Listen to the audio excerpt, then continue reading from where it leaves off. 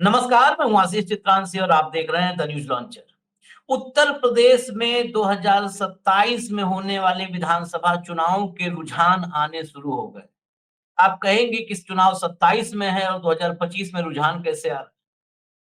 दरअसल उत्तर प्रदेश में योगी आदित्यनाथ के राज में चुनाव जिस ढंग से हुए और भाजपा में दिल्ली में बैठी गुजरात लॉबी जैसे चुनाव लड़ती है, ऐसे में कोई उपचुनाव भाजपा हार जाए, ये हजम होने वाली बात।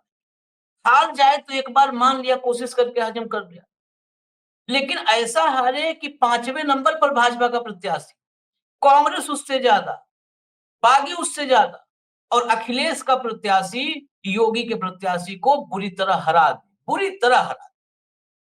तो थोड़ा हजम करना मुश्किल हो जाता है ये खबर की खबर सच्ची भी है या अफवाह है, लेकिन खबर सच्ची।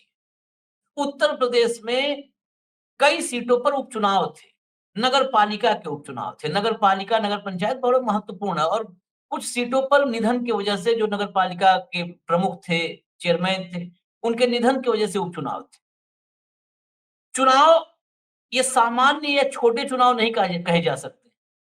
निकाय के चुनाव होते हैं, प्रधानी का जब चुनाव होता है तो प्रधानी के चुनाव से तय होता है कि प्रदेश में क्या रुझान है।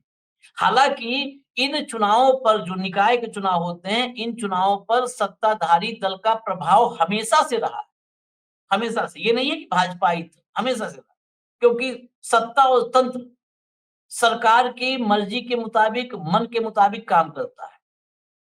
लेकिन भाजपा की सरकार आने के बाद ये वन वे ट्रैफिक हो गई। तब रुझान होता था और अब किसी का जीतना मुश्किल होता है। जीतने वाले फिर घूम फिर करके आ जाते हैं भाजपा के साथ। अगर जीते भी कहीं और से तो आ जाते हैं भाजपा के साथ। लेकिन इस चुनाव में, ये चुनाव सीतापुर जिले में महमूदाबाद नगर पालिका का चुनाव है। मैं सीधे इस चुनाव का नतीजा आपको दिखाता हूँ, फिर आगे कहानी बताएंगे एक एक करके कि कौन कौन यहाँ गया। बड़े बड़े योगी के मंत्री यहाँ कैंप किए थे, मंत्री कैंप किए। मयंकेश्वर शरण सिंह यहीं पर नजर जमाए बैठे थे। लेकिन मयंकेश्वर सिंह बहुत बड़े मंत्री हैं भाई योगी आदित्यनाथ के, ऊपर से ठाकुर लॉबी, वो भी यहीं पे डेरा डाले थे। तब भी हालत क्या रही ये देखिए। ये सबसे ऊपर जो नाम आपको दिख रहा है, साइकिल, चुनाव चिन्ह cycle, Aamir Arafat, 8,906 vote, 8,906 vote मिले आमिर अराफात को। दूसरे नंबर पर हैं, ये संजय वर्मा है, संजय कुमार लिखा है। ये भारतीय जनता पार्टी के ओबीसी प्रकोष्ठ के जो मुखिया हैं, अध्यक्ष हैं और सांसद हैं, राजेश वर्मा। राजेश वर्मा के बहुत खास हैं संजय वर्मा। कमल का फूल आगे देखिए चुनाव चिन्ह, और इनको वोट मिले 1352, 1352। ये अनूप कुमार वर्मा पहिया तीसरे नंबर पर, 8,331 वोट मिले हैं। ये अनूप कुमार वर्मा दूसरे नंबर पर थे, 600 वोट करीब करीब कम रहा इनका। इसमें ट्विस्ट ये भी है, ये समाजवादी पार्टी के लिए भी मतलब सोचने वाली बात है। इस जीत पे जश्न तो ठीक है, बनाइए, हम आगे बताएंगे। अनूप वर्मा दरअसल भाजपा से टिकट मांग रहे थे और अनूप वर्मा को टिकट नहीं दिया गया। अनूप वर्मा एक्टिव थे, भाजपा के लिए काम कर रहे थे, लेकिन जुगाड़ चला और जुगाड़ में अनूप वर्मा भी हारे और जो जिसको मिला था उसकी जमानत जब्त हो गई। तो अगर अगर टिकट वितरण सही होता तो समाजवादी पार्टी के लिए मुश्किल होती, क्योंकि 8,331 वोट मिला है और एक और बागी चुनाव मैदान में था, उसको वोट 4,000 से ज्यादा मिले हैं। तो ये जो है, ये सब समीकरण समाजवादी पार्टी को भी सोचना होगा। जश्न तो मनाना जायज है, कार्यकर्ताओं में उत्साह है, लेकिन एक उपचुनाव में ऐसा ना हो कि खुमार में आ जाए जीत के।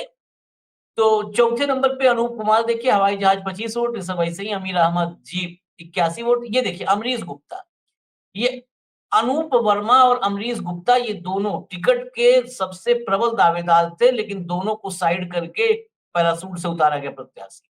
अनूप कुमार अमरीश गुप्ता, इनको देखिए नल, टोटी नल, 4,423 वोट मिले।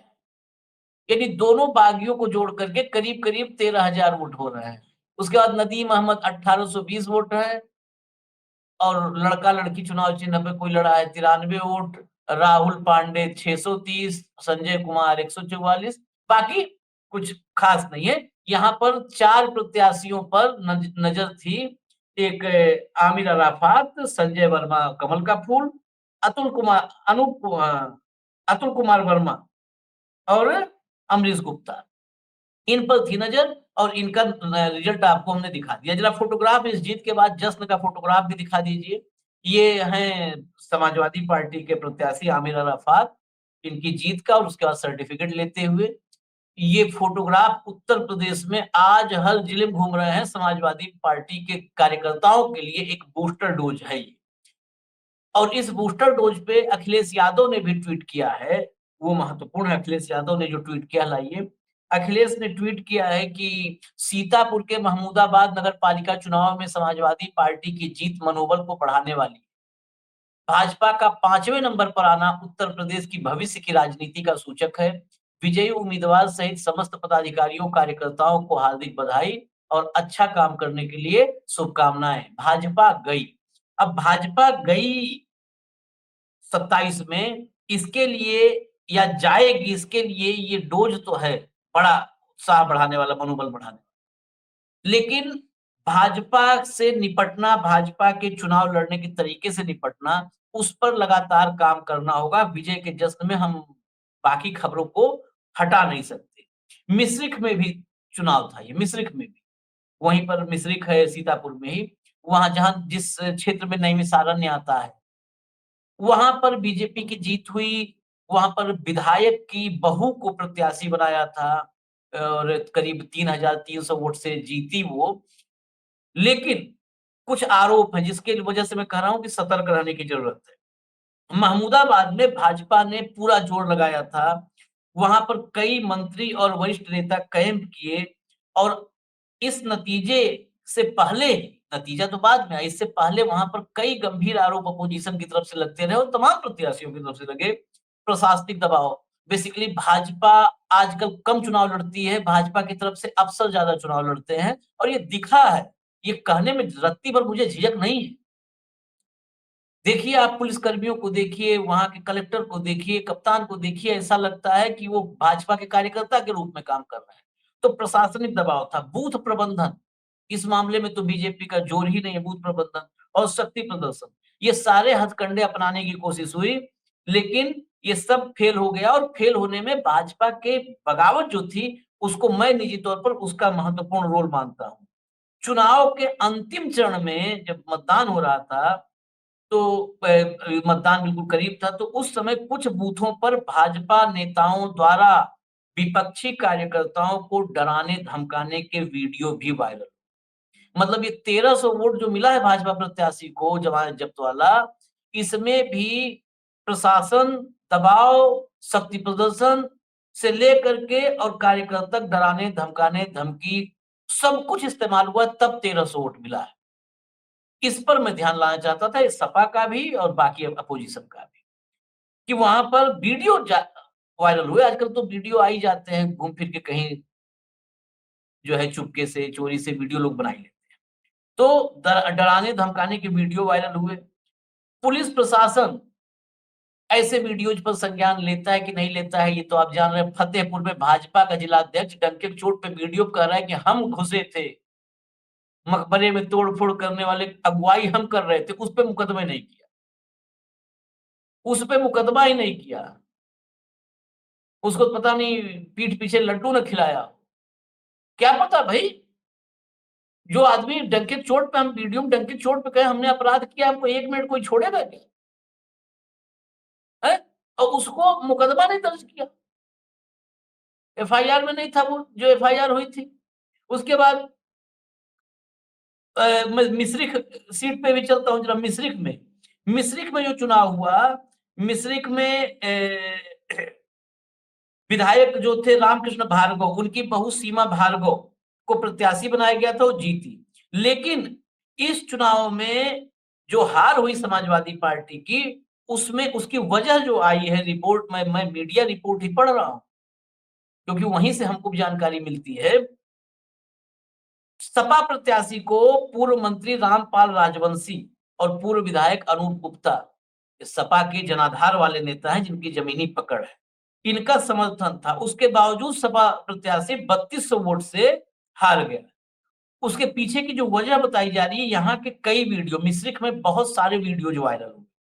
उन वीडियोज में बड़ा चौंकाने वाली चीजें थी। सपा के समर्थकों को पुलिस खुलेआम बेइज्जत कर रही थी। मतलब वही कि जैसे आए, गाली दिए, क्या कर रहा है, निकल यहाँ से, उस टाइप का होता है अपमानित करना, खुलेआम बेइज्जत करना। कहीं थप्पड़ मार दिया, गाली दे दिया, भगा दिया चौराहे से। तो समाजवादी पार्टी के समर्थकों को पुलिस मतलब खुलेआम यहाँ पर बेइज्जत कर रही थी, गाली-गुप्ता कर रही थी। इसकी वजह से समाजवादी पार्टी के कार्यकर्ता डर गए, वो खुलेआम बाहर नहीं निकले, वो बैठ गए। अब यहीं पर मैं कह रहा था जो अखिलेश यादव या सपा के जो भी बड़े नेता हैं, देखिए सब कुछ आप अच्छा कर रहे हैं, मैं इस पर नहीं कि हम सिखाएँ राजनीति, आप लोग राजनीति के माहिर हैं, इतनी बड़ी पार्टी चला रहे हैं, तो आप लोग राजनीति हमसे बहुत मतलब 1000, 2000, 5000 गुना बेहतर जानते हो। लेकिन फिर भी अगर एक सीट मिश्रिख पर ये सीधी-सीधी रिपोर्ट आ रही है कि वहाँ पर समाजवादी पार्टी के कार्यकर्ताओं को पुलिस खुलेआम अपमानित कर रही थी, बेइज्जत कर रही थी और इस वजह से वो एक्टिव नहीं हो पाए। तो यहाँ पे लीडरशिप का काम है, चाहे वो जो है मिश्रिख की लीडरशिप होती, सीतापुर की लीडरशिप होती, नहीं तो लखनऊ से। ऐसे में आप स्टेट की पॉलिटिक्स है और उत्तर प्रदेश ही बेस है समाजवादी पार्टी का, अखिलेश यादव को खुद इंटरवीन करना चाहिए कि कौन हमारे कार्यकर्ताओं को कर रहा है। ऐसे नहीं हो सकता आप कार्यकर्ताओं को छोड़ दो, उनको पुलिस प्रशासन ये तो यही होगा 403 सीटों पर।